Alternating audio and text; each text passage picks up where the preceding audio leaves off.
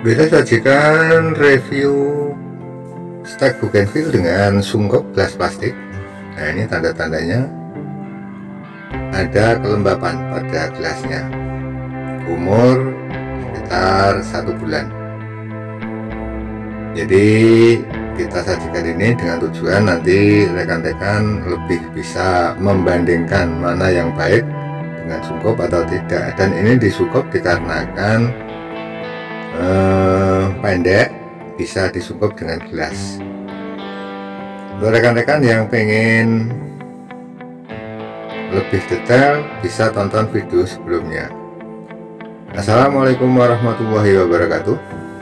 Kali ini kami akan sajikan yang tanpa sungkup. Kita peroleh dari batang-batang stek dari indukan yang ada di kebun kita sendiri juga, artinya masih segar, bisa langsung kita tancap. Nah, ini pun nanti rekan-rekan bisa membandingkan, karena sebelumnya kami juga sudah melakukan stek tersebut dan berhasil, sehingga ini kami sharing pada rekan-rekan. Nah, ini indukannya. Untuk batang-batang yang kecil seperti ini tidak usah kita gunakan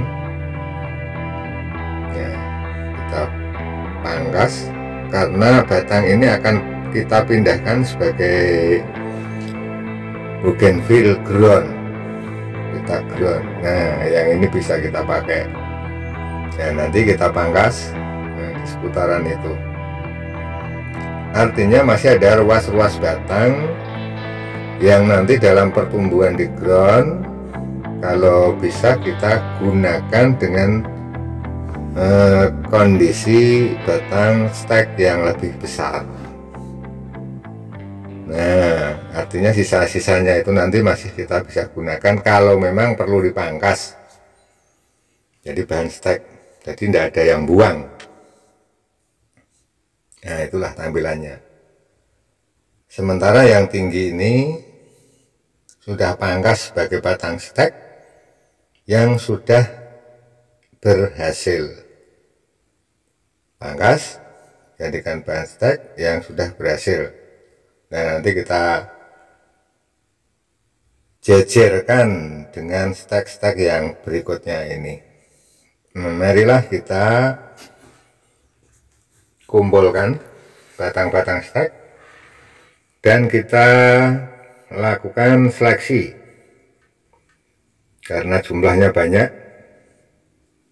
Jadi yang kurang bagus nanti kita abaikan saja, tidak kita pakai. Biasanya yang kita gunakan yang lurus dan bagus.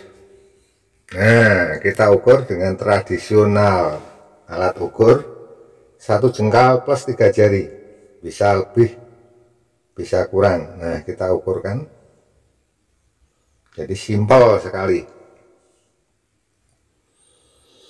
Kita coba untuk kita gunakan sebagai contoh. Nah, ini sekitar 4 atau 5. Nah, kayak gini, bengkok di bawah, pangkas saja, buang. Kita ukur.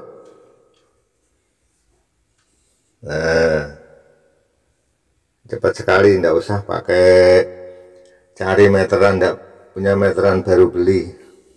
1 jengkal plus 3 jari, 4 jari atau 5 jari, sekitar itulah. Nah, kita ambil 5.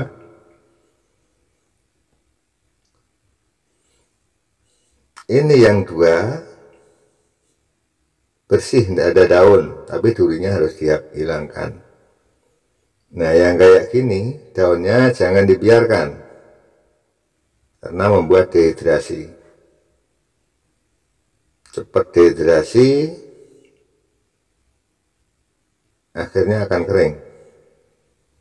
Nah, kita bersihkan sekaligus daun dan duri-durinya. kita sisakan di ujung sebagai perangsang tumbuh. Nah, masih kita kurangi juga biar tidak membebani kadar air di batang tersebut. Nah, ini juga yang rimbun kita bersihkan.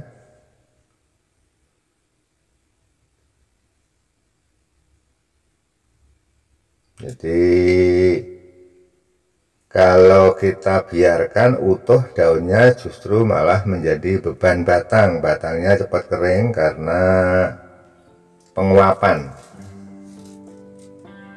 yang kita sebut juga dehidrasi, kekurangan cairan ya. Nah, ini tinggal hanya satu dan kita ambil lagi separuh. Kita berikutnya untuk lancipkan yang akan kita tancapkan. Semuanya dilancipkan dan masuk pada tahapan penanaman. Kami tidak gunakan perangsang tumbuh, tapi kita gunakan antrakol sebagai penahan atau penangkal jamur. Kita tusukkan pada antrakol, terus kita masukkan. Lubang sudah saya siapkan ya, jangan sekaligus digunakan untuk ditancapkan, nanti cacat kulit steknya. Nah, maaf ini karena di bawah rerimbunan pohon, jadi dia hanya dapat sinar matahari sekunder, maka gambarnya kurang jelas, tapi saya yakin masih bisa dipahami. Nah, kita kencangkan, kita pijit-pijit biar tidak goyah. Nah, kalau goyah nanti kan mengganggu perakaran. Selanjutnya nanti kita tampilkan dalam bentuk zoom. Nah, itulah tampilannya. Anda bisa melihat mana yang tanaman sudah tumbuh tadi dan mana yang baru. Demikian yang bisa kami bagikan. Mohon maaf atas segala kekurangan dan kekhilafan. Wassalamualaikum warahmatullahi wabarakatuh.